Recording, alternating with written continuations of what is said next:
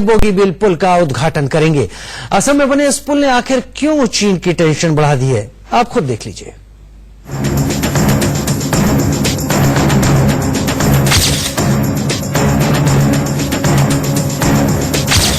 ये चीन और हिंदुस्तान का 3,488 किलोमीटर लंबा बॉर्डर है, जम्मू कश्मीर से लेकर अरुणाचल प्रदेश तक।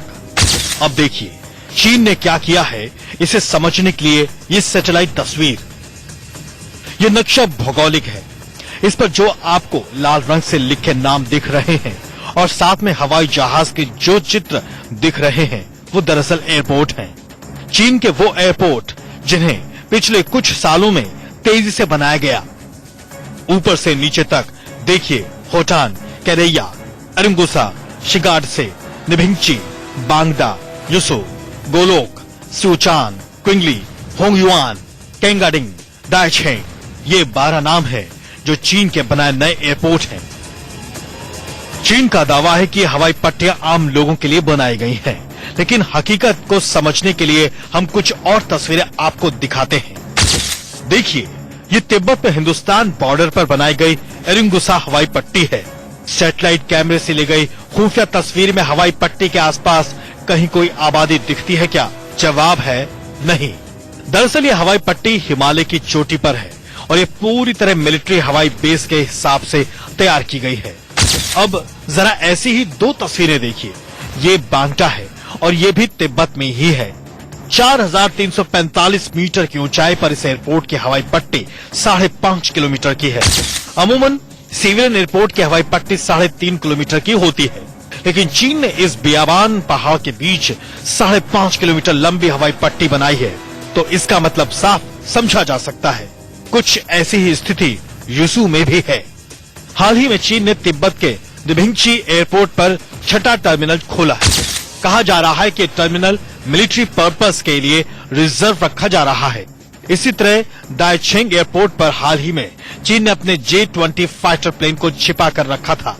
अब बड़ा सवाल यह है कि चीन की तैयारी ऐसी है तो हमने किया क्या है?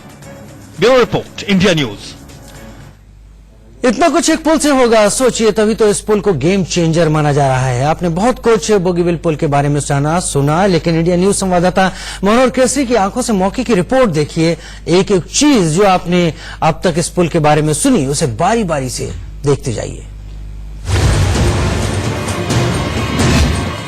इंडिया न्यूज आपको बोगीबिल पुल से ग्राउंड रियलिटी बता रहा है और अभी हम मौजूद हैं ब्रह्मपुत्रा नदी पर। और ये ब्रह्मपुत्र नदी आप देख सकते हैं कितना विकराल रूप है और इसके ऊपर ये पुल बनाया गया है, बोगीबिल पुल है। इसकी कुल लंबाई 4.94 किलोमीटर है, तकरीबन 5 किलोमीटर है, जो असम के डिब्रूगढ़ से लेकर के अरुणाचल प्रदेश को जोड़ता है और धीमाजी को जोड़ता है। उसके बाद आगे आप जो पहाड़ियां देख रहे हैं ये अरुणाचल प्रदेश की पहाड़ियां हैं। यहाँ से चीन सीमा की अगर बात करें तो एरियल व्यू में तकरीबन 100 किलोमीटर से कम दूरी है। एरियल डिस्टेंस 100 किलोमीटर से भी कम का है और इस पुल को बनाने में तकरीबन 20 साल की तपस्या लगी है। 1997 से इस प्रोजेक्ट की शुरुआत हो गई थी और उसके बाद कई चुनौतियों का इस पुल ने सामना किया, क्योंकि ब्रह्मपुत्र नदी जब बरसात का मौसम आता है तो विकराल रूप धारण कर लेती है। जब यहाँ पर कई बांध भी बनाए गए, साथ में जब पिलर बनाया जा रहा था,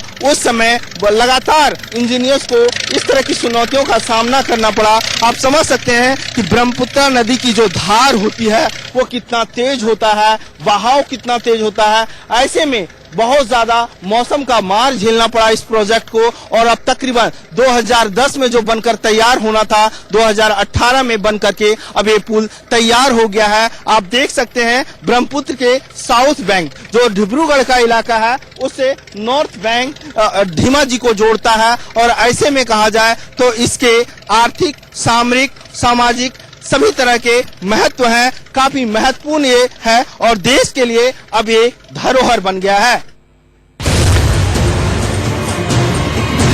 बोगीबिल पुल का एक सामरिक महत्व है और ये देश के लिए काफी फायदेमंद है, क्योंकि सेना को तिनसुकिया से हो या तेजपुर आर्मी बेस से सामान ले जाने में चीन की सीमा तक काफी फायदा पहुंचने वाला है। अगर हम बात करें तो पहले तेजपुर से गुवाहाटी होते हुए उन्हें तिनसुकिया एयरबेस तक अगर सामान लाना हो या तिनसुकिया से वहां तक पहुंचाना होता था तो तकरीबन 500 किलोमीटर से ज्यादा का वक्त लगता था और वक्त 10 घंटे का लगता था। लेकिन अब 100 किलोमीटर की दूरी, 100 किलोमीटर का फासला कम हो जाएगा।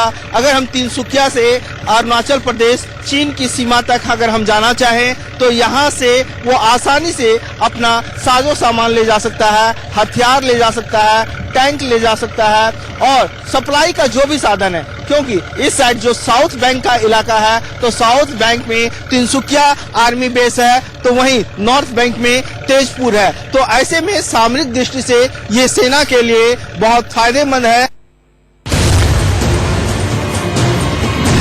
ब्रह्मपुत्र नदी पर बना बोगीबिल पुल की एक अलग कहानी है, जो कहानी है वो सबको चौंका देगी, क्योंकि जिस प्रकार से ब्रह्मपुत्र नदी का रूप विकराल होता है बरसात के मौसम में, वैसे में आप अंदाजा लगा सकते हैं तो किस तरह यहाँ पर इंजीनियर्स काम कर रहे होंगे।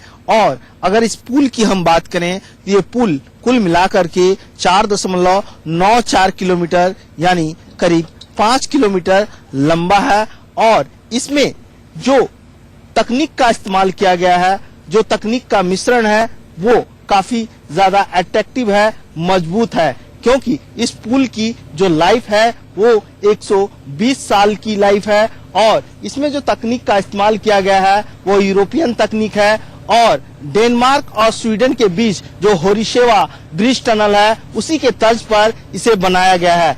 अगर कहा जाए तो असम और अरुणाचल को जोड़ने वाला ये पुल है और इस पुल की खासियत देखिए, इसके जो फीचर्स हैं इसमें कहीं भी आपको नट बोल्ट नजर नहीं आएगा, स्पेन है, गर्डर है और तकरीबन 80,000 टन स्टील का इस्तेमाल किया गया है। ये रेल कम रोड ब्रिज है, यानी कहा जाए तो ऊपर सड़क सेवा है और नीचे रेल सेवा है।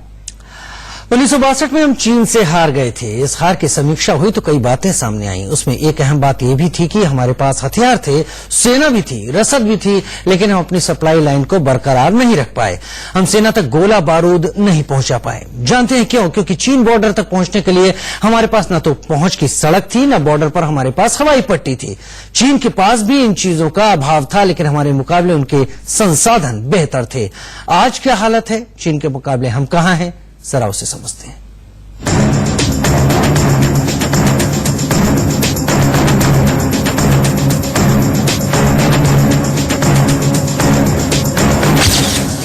अपनी टेलीविजन स्क्रीन पर एक साथ ये 4 तस्वीरें देखिए। इन तस्वीरों में चीन की तैयारी को हिंदुस्तान का जवाब छिपा है। पहली तस्वीर में वो पुल है जिसका उद्घाटन पीएम मोदी करने वाले हैं। असम से अरुणाचल के बीच बना बोगीबील पुल, जिसके खुल जाने से कैसे उत्तर पूर्वी सीमा पर बाजी हिंदुस्तान के हाथ आएगी, इसकी चर्चा हम आगे करेंगे। लेकिन ये दूसरी तस्वीर देखिए, ये ढोला सदिया पुल है। मई 2017 में इसे पीएम मोदी ने देश को समर्पित किया। इस पुल के खुलने से उत्तर पूर्व बॉर्डर तक हिंदुस्तान की पहुंच बेहद आसान हो गई। अब ये तीसरी तस्वीर देखिए, ये नॉर्थ ईस्ट बॉर्डर पर बने वो एयर स्ट्रिप्स हैं जिसे एक एक कर भारत खोल रहा है। दौलत बेग ओल्डी मेचुका को 2016 और 17 में खोला गया। उसके बाद सिक्किम का पाक्योंग एयरपोर्ट को इसी साल खोल दिया गया। मतलब भारत चुपचाप बैठा नहीं है, वो भी बारी बारी से इंतजाम कर रहा है। चीन की तैयारी को जवाब देने के लिए वो भी अपनी तैयारी कर रहा है।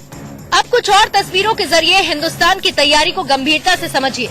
नॉर्थ ईस्ट में मोदी सरकार के दौरान बड़ा इन्वेस्टमेंट किया गया।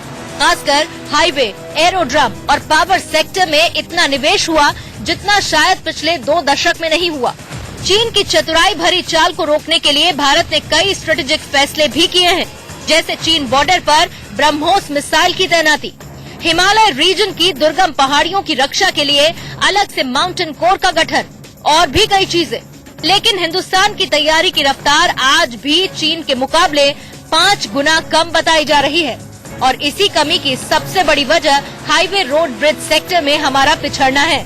चीन जहां अरुणाचल बॉर्डर पर क्लास 40 हाईवे बना रहा है, वहीं हिंदुस्तान ने अभी इसकी शुरुआत ही की है। बोगीबील इसका बड़ा उदाहरण है। दूसरी तरफ हिंदुस्तान कई और मोर्चों पर तैयार हो रहा है। वो क्या है वो भी देखिए। ये तस्वीर लद्दाख रेंज में चीन बॉर्डर पर मौजूद दौलत बेग ओल्डी की है। ये इलाका चीन की घुसपैठ की वजह से चर्चा में रहता है। 2013 से 14 में चीन बार बार इस इलाके में घुसपैठ कर रहा था।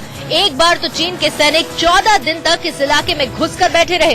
काफी कूटनीतिक और रणनीतिक दबाव के बाद ही वो वापस गए। हालात ऐसे हैं कि दौलत बेग ओल्डी तक पहुंचने के लिए भारत के पास आज भी कोई क्लास 40 मोटरवे नहीं है। क्लास 40 मोटरवे को सिविल हाईवे के अलावा सैनिकों की आवाजाही के लिए मानक माना जाता है, यानी ऐसी सड़क जिससे 40 टन तक के टैंक आराम से पहुंचाए जा सके। लेकिन लगातार चीनी घुसपैठ के दबाव के बाद भारत ने इस दुर्गम इलाके में पहुंच का एक दूसरा रास्ता निकाला। वो रास्ता था आसमानी। देखिए ये वीडियो 2013 का है, जब हिंदुस्तान ने अपने बड़े मालवाहक विमान J130 हरक्यूलिस को दौलत बेग ओल्डी पर उतारा। इतना ही नहीं, इस हवाई पट्टी को जो लंबे समय से बंद था, उसे अब एक एक कर ऑपरेशनल किया जा रहा है। सालों से बंद पड़े एयर स्ट्रिप को मजबूत और लंबा किया जा रहा है। इसी सीरीज में नवंबर 2016 में अरुणाचल प्रदेश के मेचुका एयरफील्ड पर देश के सबसे बड़े मालवाहक C-17 को उतारा गया। अब देखिए ये ढोला सादिया पुल है, जो अब तक देश का सबसे लंबा सड़क पुल है। प्रधानमंत्री मोदी ने 2017 में ये पुल देश को समर्पित किया। इस पुल के बन जाने से चीन बॉर्डर तक सड़क रास्ते की दूरी 16 घंटे से ज्यादा कम हो गई। एक साल के अंतराल में ही ब्रह्मपुत्र पर हिंदुस्तान ने दूसरा पुल खोल दिया, जो सीधा अरुणाचल तक पहुंच रहा है। जाहिर है हिंदुस्तान ने भले पहले देरी की हो, लेकिन अब वो एक एक कदम मजबूती से संभाल कर रख रहा है। Bureau report, India news. वक्त तो चला छोटे से ब्रेक